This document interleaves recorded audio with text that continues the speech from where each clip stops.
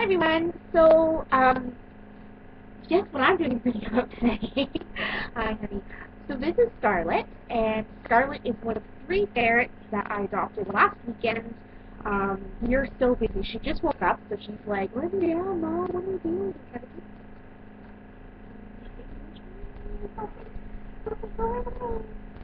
Okay, so Scarlet, along with her brother and other brother, housemates. I don't really.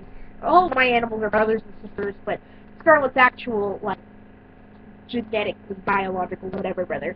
I also have him. So we have Scarlet, Dexter, and Cy.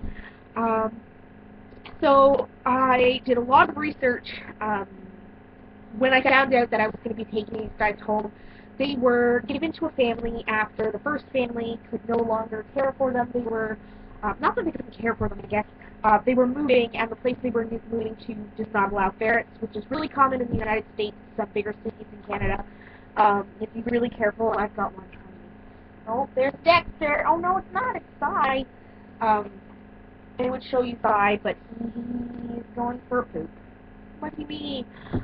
So poor Cy has what we're assuming is insulinoma and a really awful, I'm just going to wreak havoc all over my office, a really awful lump on his back, and he's just kind of doing his thing right now. He's probably going to go eat, which we've been encouraging.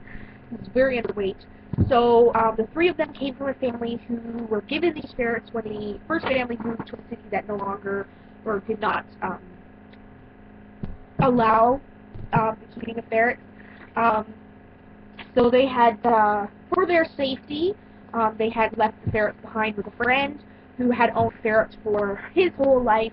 And I say for the safety of the ferrets because if something were to ever happen to a ferret and you live in a city where keeping ferrets is not allowed, your vet may call the authorities and have the ferret removed. So something as simple as my ferret needs surgery to fix this minor condition, or it needs its teeth cleaned or whatnot, you can actually have your ferret removed from your care, regardless of how well they're being taken care of, if the city does not allow ferrets. So, these little guys are the cutest things I've ever met in my life. I had a few ferrets that I fostered here at my store for a little while when their families couldn't take care of them, which I shouldn't say is incredibly common. I think ferret owners versus ferrets being put up for adoption. Scarlet's pointing to something under my desk that I'll ignore. They ran them down. I think ferrets have it pretty easy, just because, well, for a few reasons.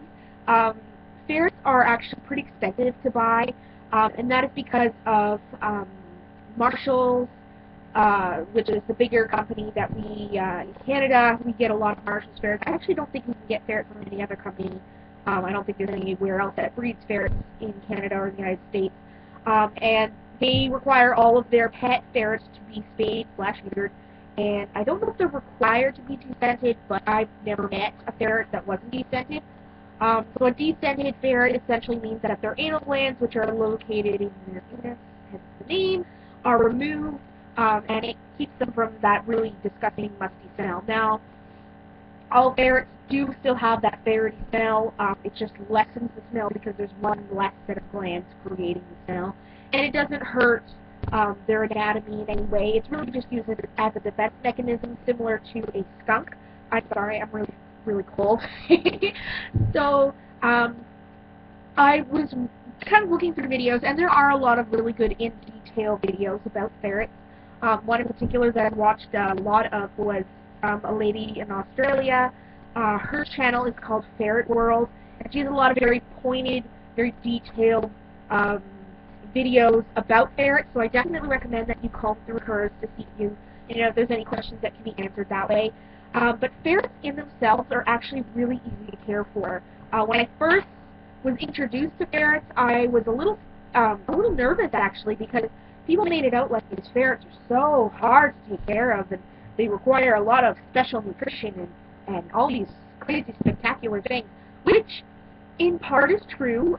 You can't just feed a ferret anything. You can't just give them any sort of litter. Like, there are some fine-tuning things that are specific to ferrets, but as a pet in themselves, they're really not much more work that I think that a cat would be, or a parrot.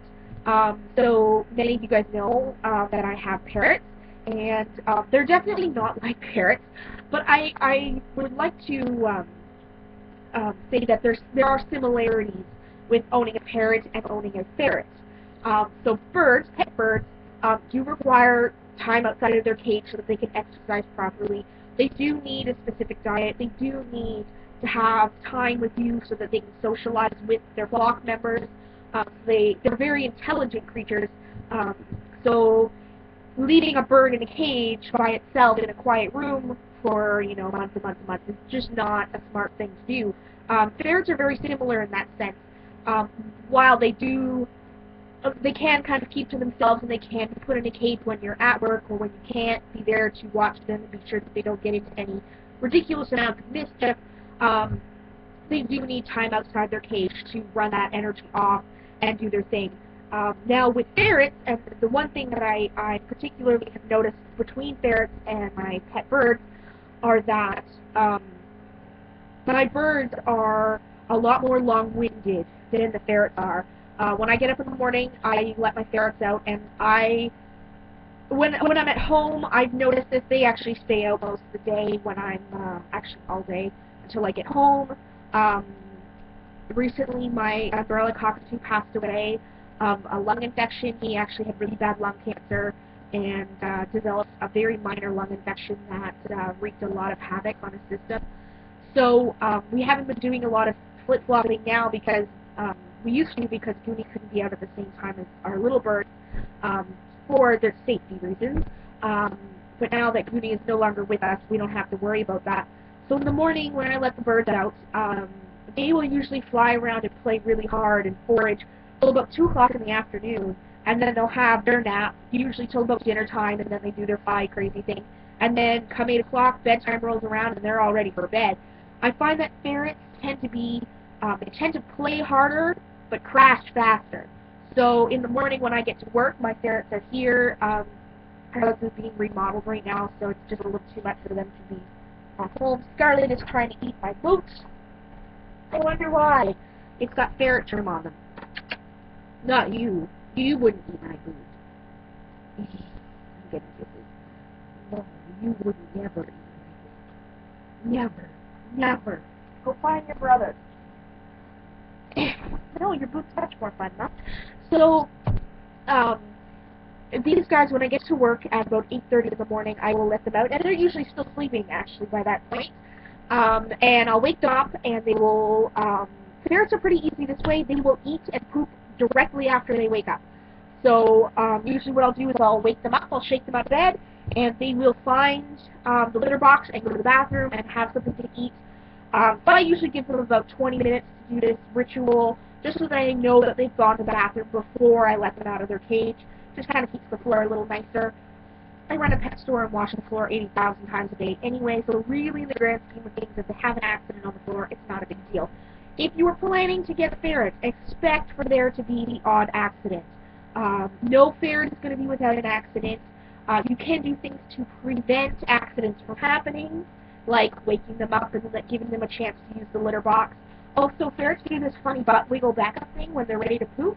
So if you watch your ferret and you notice that they're going to do that, all you have to do is scoop them up and bring them to their litter box, and they'll do their thing, and eventually they will learn to go in the litter box. I have cats here, and although I'm not thrilled about this particular habit, for the ferret's respiratory needs, they will go in the cat litter box, which I guess is fine because they're not pooping on the floor, but on the other hand, it is quite dusty because I use clay litter here, which is not my first choice of litter, but I rescue cats. Having something to poop in totally trumps not having something to poop in. So, ferrets basically are not hard animals to keep. They're not hard pets to have. So, once you get over the price, I've seen some ferrets anywhere in the vicinity of $300. When you think about it, it's really not that bad. The animal's already been vaccinated and spayed/neutered and descented, so that's something you don't have to worry about. Little side note here, female ferrets will die if you do not have them bred when they go into heat. So if you have a ferret, if you get a ferret that has not been spayed or neutered, you need to get on that, because if your ferret goes into heat and she is not bred with another male, she will die a terrible, painful death. Just do it. Trust me, it's better for them. The age that they're done at Marshall's is a little iffy on my personal opinion. I prefer to see them older, but I do understand that a lot of people will not take that seriously and will exploit that. And, you know, oh, well, we had to have our ferret bred because she would have died, so here's, you know, 5 kits that we have to find homes for. I'm actually not sure how many kits a ferret would have in a litter. I don't know, something to look into. I don't plan on breeding ferrets, so it's not something that I really have to worry about.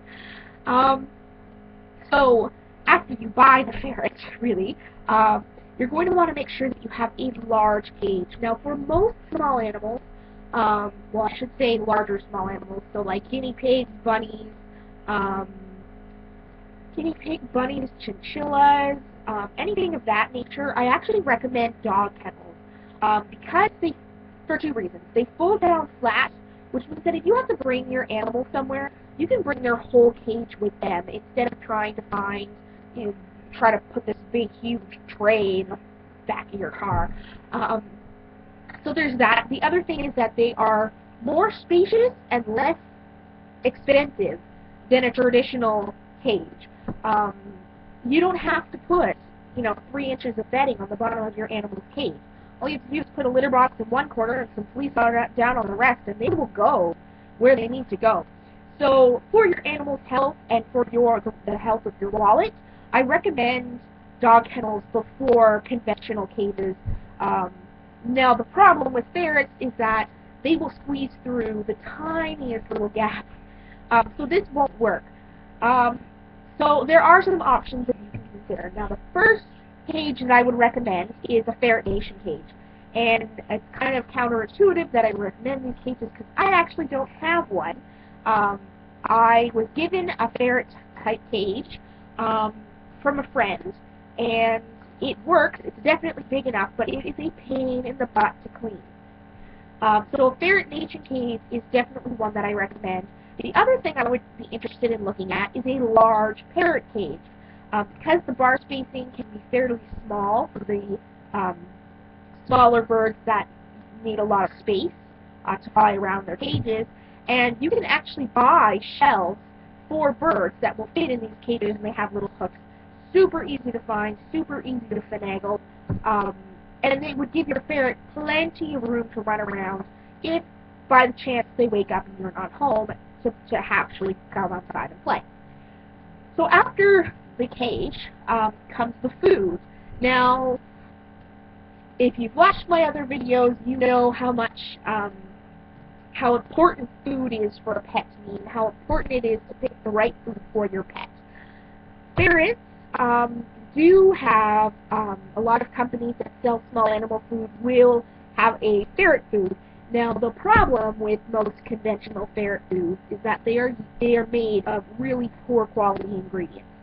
And there's a few reasons why this totally sucks. The first is byproduct meals in general are not the safest route. They can really involve any disgusting bits and pieces that you would normally not feed to a ferret, like feathers, feet, things like that. That isn't to say that an animal won't eat those things if they come into contact with them, but they don't actually do anything for the body, so they'll just get pooped out. The other thing is that ferrets are very similar to cats in the sense that they are obligate carnivores. Now, this term kind of throws people off because when I hear obligate carnivore, I'm thinking, I don't know why, but it kind of sticks in my head like, well, they're obligated to eat meat. Does that mean that they always eat meat? I think a better way to put it would be strict carnivore. So they do not eat any plant material, any fruits, any vegetables, any grains. All they eat is meat. So what happens is if you put a lot of grains in their diet, you end up with a lot of garbage in the system that doesn't have any use for the body. And a lot of people get tricked into buying a particular ferret food or a cat food because the nutritional values will say one thing and then the ingredients will say a whole other thing. So I'll use ferrets for this example, obviously, because I'm doing a video about ferrets. So any really good ferrety website will tell you that you want high protein, high fat.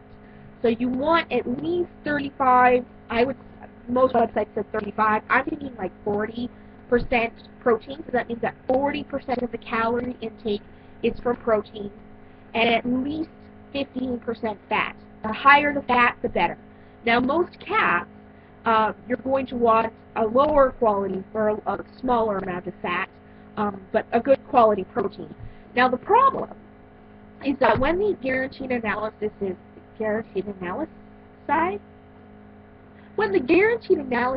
done, the computer is not going to differentiate between plant protein and animal protein. All it's going to spit at you is total caloric protein.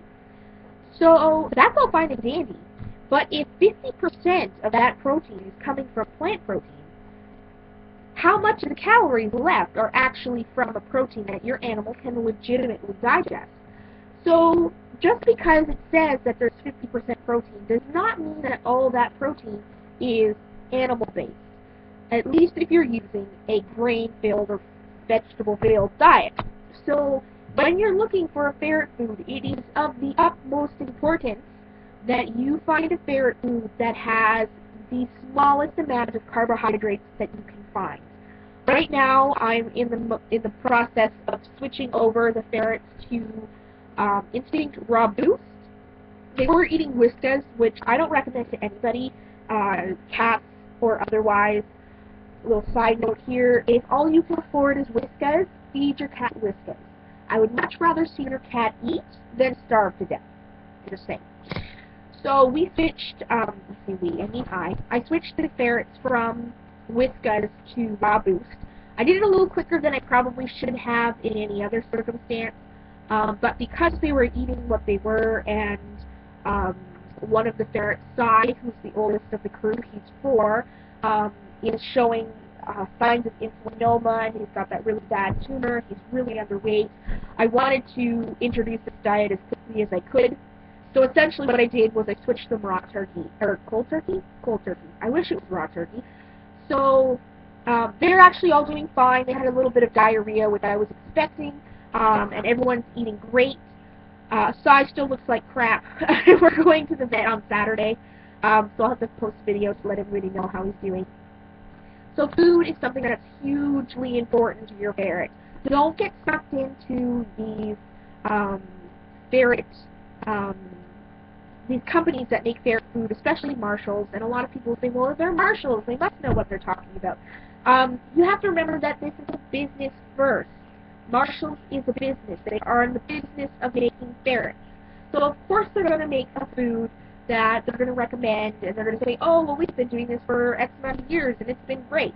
The biggest problem with this is if they say, you know, oh, our ferrets live to be 8 years old on this food, where's the comparison here? If a Marshall's ferret, or a ferret fed with Marshalls lives for 8 years, does a ferret fed on a raw diet live for 10? And more often than not, that's the case. I have met 12-year-old ferrets who were fed a high-quality diet. So, you know, be careful with what you pick and what you put in your pet's bowl, because that is going to dictate a lot of what happens in their body and how healthy they are. And when your body has to work to digest the food it can do nothing with, that puts a lot of strain on the body internally. There are some other fine-tuning things that you're going to want to keep in mind, things like providing your ferret with a hammock or a bed to sleep on, which they love, providing your ferret with toys to play with and out-of-cage time. If you are planning to litter train your ferret, which I strongly recommend, You're going to want to make sure that it's not a clay litter, as clay litter is very dusty and they tend to have very sensitive respiratory systems with fine particles, which is kind of weird because they're burrowing animals, and you'd think that they'd be able to handle that kind of stuff. But that's just how it is. I would recommend Sweet Scoop, which is virtually dust-free, and although it's wheat-based, if they do happen to swallow it, there's a huge, there's such a small chance that it will get impacted in their digestive system versus clay, which is sticky and goopy when it gets wet.